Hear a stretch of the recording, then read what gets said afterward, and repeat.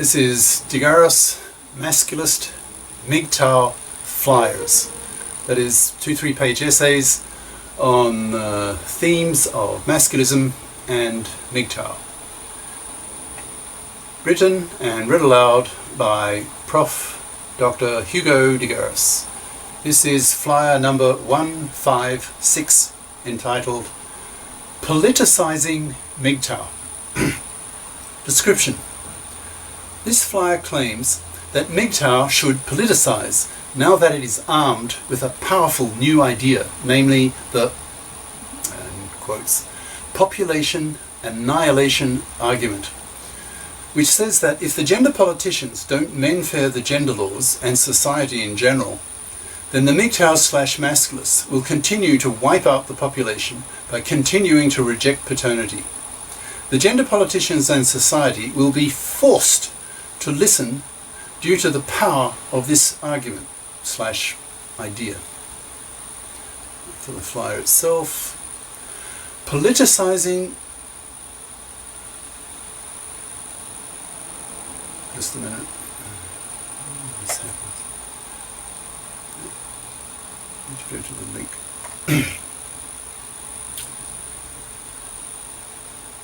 Politicizing MGTOW. I think the time is now ripe for the MGTOW movement to politicize. I think it should and it can. Since talking about the should is a waste of time, if there is no can, then I will begin with the can. That is, means that the MGTOWs have to politicize, and to politicize very effectively. I'm talking about MGTOWs and masculism's most powerful argument, and it is indeed very powerful, which goes as follows. If you gender politicians don't menfair the gender laws and society in general, then we MGTOWs/masculists will wipe out the whole population by continuing to reject paternity. End quote.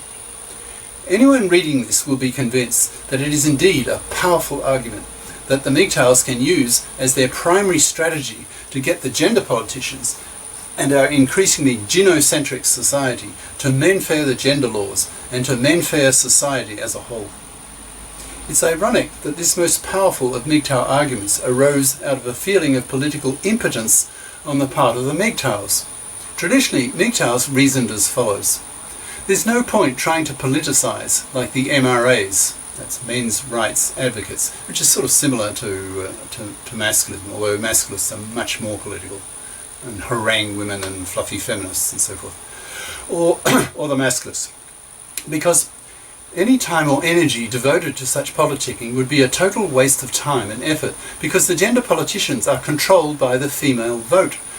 And since there are more female voters than male voters, even if male gender politicians become sympathetic to men's gender issues, for example, the financial massacring of men in the divorce courts, or the blatant sexual discrimination against men having no paternity rejection rate, whereas women have a legislated a maternity rejection rate, aka also known as abortion rate, they will not give men what men want through fear of losing their next election due to the backlash from women who like being able to financially massacre their ex-husbands and freak out at the concept of a which would force all women to become FIPs, financially independent persons. So MGTOWs reason, with such political realities, it's pointless trying to persuade the gender politicians to give men gender justice. So MGTOWs do the only thing they can do, and that is to walk away, to reject the gynocentric culture we live in by refusing to marry, given that divorce is so toxic, refusing to have kids and spending their money on themselves. Millions of young men in the US and Japan are now doing this. In fact, the large majority of young men under 35, that is about 70%. Young Japanese men who do this are called herbivores, that's grass eaters, as distinct from carnivores, the traditional men who hungrily chase sex from women. They have been rejecting marriage and paternity for about a decade longer than American men, so have had more impact on Japanese politicians. The Japanese population has even begun to fall as a result. At its peak, it was 128 million and has dropped 1 million in just a few years. In 2 decades, the baby boomers will have died off, dropping the population to about 80 million. That is a drop of about a third. Japanese politicians are very aware of this fact and are pulling their hair out. They've even appointed a Minister of State for Population and Gender Equality to address this problem. It's only a question of time before the same level of awareness occurs to American politicians, and that they too start thinking hard about how to stop the population from crashing. Here's where MGTOWs can politicize. They can use their strongest argument, that is the, quote, population annihilation argument, unquote, to frighten the gender politicians. That if they don't menfair the gender laws and menfair society in general, then the whole population will be killed off by the MGTOW/masculists by continuing to refuse to be fathers. Already 70% of young American men refuse marriage and paternity.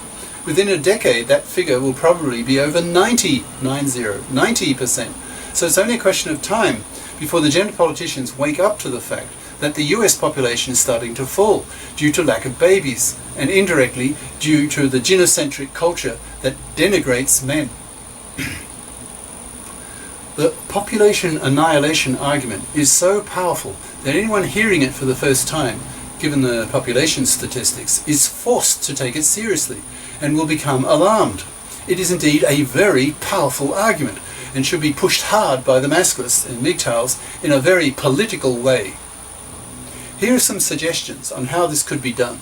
Firstly, the idea needs to be spread amongst the MGTOWs so that they become convinced that their former attitude towards politicking is no longer appropriate. These former apolitical, politically passive MGTOWs need to become convinced that they now have a powerful intellectual tool to politic with, which ironically arose out of their reaction to their feeling of political impotence. In other words, the very reaction of MGTOWs themselves towards the gynocentrism of our culture, that is their walking away from marriage and paternity, is itself that new powerful intellectual tool which can be used by MGTOWs to politic with. Next step. Once many MGTOW sages, that's intellectuals, become convinced of the power of the population annihilation argument as a political tool for MGTOW/masculism, they can then start preaching it to the MGTOW masses and motivate them to start politicking for MGTOW causes. Once a lot of MGTOWs become political, they can start setting up MGTOW/masculist groups in every high school, college, putting powerful moral pressure on female students to stop studying fluffy crap and to major in math and sciences, to study STEM, science, tech, engineering, math at college, and the professions like medicine, dentistry, law, architecture, and so on.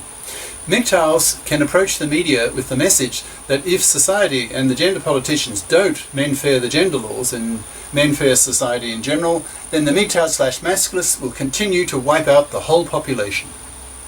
Since the survival of humanity is the top goal for humanity, people will listen. They will be forced to, because there's nothing more important to human beings than the survival of human beings. Society will wake up and see the population dropping and start becoming conscious that there's a terrible problem, that young men are rejecting marriage and paternity. Why?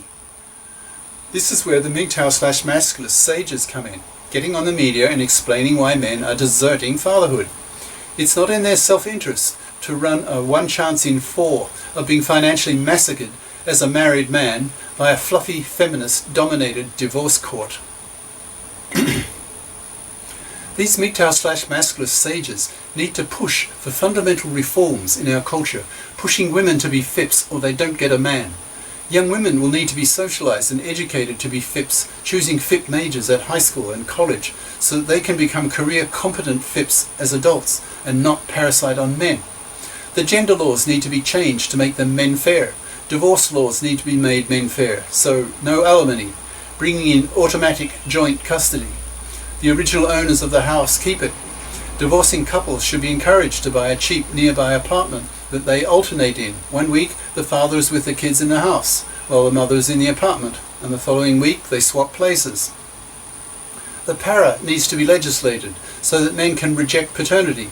If the woman goes ahead with a pregnancy that he does not want, then he signs a form so that the woman then has the full financial responsibility of the kid. The legislation of the para will revolutionize society. It will force all women to be FIPs, which is why the fluffies fight it tooth and nail. They like being lazy and having men work for them. This fluffy immorality is one of the major reasons why the masculists' primary political goal is to wipe out fluffydom. That is, by wiping out the fluffies, by refusing to have anything to do with them, not even sexing them, as punishment for them being immoral, parasitic, manslaving vermin. There's a lot of politicking to be done by the MGTOW/masculists. We should be making real efforts to get on the broadcast media so that our ideas can be spread to the masses, the millions, the billions. Once most journalists have absorbed MGTOW/masculist ideas, they will soon pass them on to the general public. That is their job. So journalists should be targeted by politically minded MGTOWs/masculists so that MGTOW/masculist ideas really get out there. MGTOW/masculists on campus should push their presidents to hire men's studies professors to talk about men's issues. MGTOW/masculists need to speak up vigorously to counter the impression of many feminists that they have a monopoly on gender issues, which they clearly don't. Any feminist who thinks so is obviously ignorant of MGTOW/masculist ideas and needs to be taught, which is another reason why MGTOW/masculists need to become a lot more political. If we MGTOW/masculists don't push for change, there will be no change, and our current genocentric culture will continue to be the status quo. To change things, we need to re-engineer society into a FIP society with menfair laws and attitudes. Cheers. Prof. Dr. Hugo de Garis. Email profhugodegaris@yahoo.com. Website profhugodegaris.wordpress.com.